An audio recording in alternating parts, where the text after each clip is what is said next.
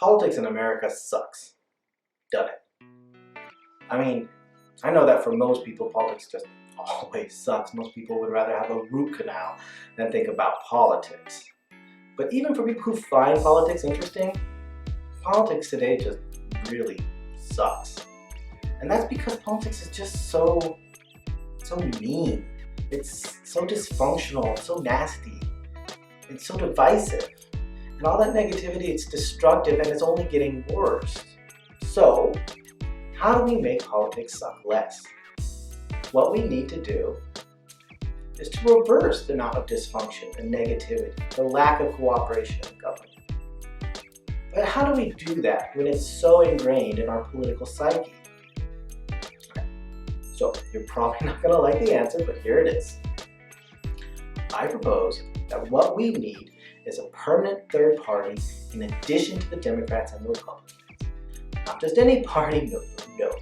We need a modern party. A party with a stated platform of returning dignity and respect to Congress through passing common sense legislation and increasing cooperation between the Democratic and Republican parties. We need a party that is positive and hopeful for the future. A party that embraces and works for all Americans. The perfect party. Okay, now I know that on the face of it, that sounds naive. I know that you'll say third parties just don't work in America. America has always had just two major parties, and therefore it's going to continue to have only two major parties. But here's the thing. The problems facing our country today, the mess that we are in, they're caused by the two parties. Or more specifically, they're caused by the strategies that the Democratic and Republican parties have followed over the last few decades to increase their share of voters. Those strategies have resulted in a situation whereby the two parties are totally incapable of fixing those problems. So hear me out for just a few minutes, okay? This is not as unrealistic as it might at first appear. I believe in my heart of hearts that this could be one of those rare win-win opportunities that only comes around once in a long while. I believe that historical trends have converged in just the right way to make this idea a possibility. Now, as I said, what we need is a specific party following a specific strategy with specific goals. What is this party of which I speak? May I present for your consideration the Congressional Party, a party for moderates, by moderates. But that brings me to why we need a third party in the first place. Because like in the old days, like way back in the 1980s and the 1990s, when the two parties were at independence, and they were in danger of hurting the nation because of some perceived ideological difference, it would be the moderates of both parties that would come together and work out a compromise so that good governing could happen despite the differences. But the modern parties have abandoned their moderates. They've swung wildly to their left and to their right, and in the octagon-like environment of the modern 24-hour news cycles, both parties have doubled down on appealing primarily to their base voters, and they painted the other party as being out of touch or a danger to America, or even as the enemy. And all that madness has left the moderates with very little power or influence in the Democratic and Republican parties. In many cases, they've simply dropped out of politics because they've been run against by more extreme members of their parties in their own primaries. And with fewer moderates in positions of power within the party, now there's no one left to make a deal. And so, no deals are made.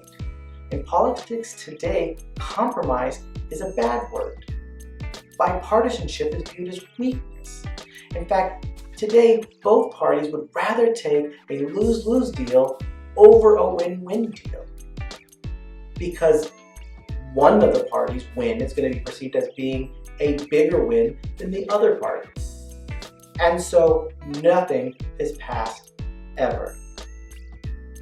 And so if it's moderates that allow the system to function, but the moderates are being eliminated or incapacitated within that system, then logically the only solution is the reintroduction of moderates back into the system. We need to reinsert the power and prestige of moderates back into our political system. But here's the problem. I don't think there's any way to do that within the existing Democratic or Republican parties. Neither the Republicans nor the Democrats can embrace moderates without being painted as being weak by the other party. They've dedicated too much time and too much effort in vilifying the other party to ever allow a moderate to say reasonable things about the other party or work together with the other party. They can't engage with one another. So therefore, I think the only way that we can reintroduce moderates back into the system is through a moderate party, a party of moderates for moderates, which can save American politics from itself. And that's kind of an important point. I'm talking about saving the system. I'm talking about tweaking the system and not dismantling it, scrapping the whole thing, starting over. We just need to balance the force. A moderate party doesn't replace either of the two existing parties, but rather it allows them to, actually govern when they're in the majority. It's a selfless offering to the political elite so that they can go on eluding without tearing the country apart. That seems fair to me. Republicans can go on being as Republican-y as they want. Democrats can go on being as Democrat-y as they want, but with the added benefit that they might actually be able to pass some legislation when they're in control. Look, you may truly believe everything that the Republicans stand for, or everything that the Democrats stand for. And that's great. Congratulations. You're a Democrat, or you're a Republican. But it's not fair that those are the only two choices for every other human in America. America isn't split right down the middle between liberals and conservatives. There are a lot of people who are social liberals and financial conservatives, or vice versa. And this is going to be shocking to some people, but you know what? You can be pro-gun and pro-choice, or vice versa. People shouldn't be forced into one of two camps that determines how you feel about every single issue under the sun. That's crazy. And yes, I know adding one political party only increases your choices from 2 to 3, but that's an increase of 1/3, so I'd say that's a hell of a start. And if you are a Democrat or Republican, and you're looking at the current political landscape, you have to recognize the need of finding some way for your party to actually govern if you don't want to see your party implode and take the rest of the country down with it. Right? You must see the need for a buffer between the two parties, and the Congressional Party can be that. We can act as a pipeline of sanity in what's become an insane process. We can be the olive branch that your party is too afraid to pluck. We can and will restore balance to the force.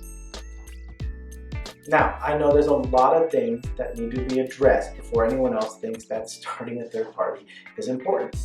People will talk about the winner-take-all voting structure, the fact that we have more than 160 years of a political tradition with two parties, the fact that moderates don't make for exciting politics and can't carry a party of their own, and America's general resistance to third parties.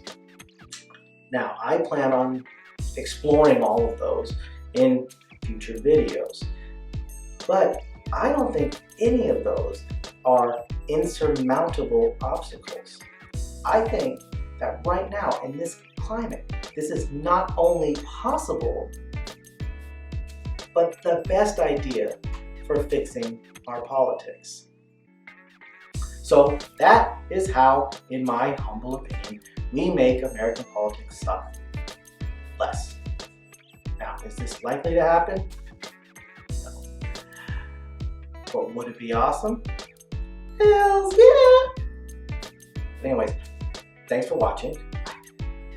I know nobody's watching. I know nobody's ever going to see this, so it doesn't really matter.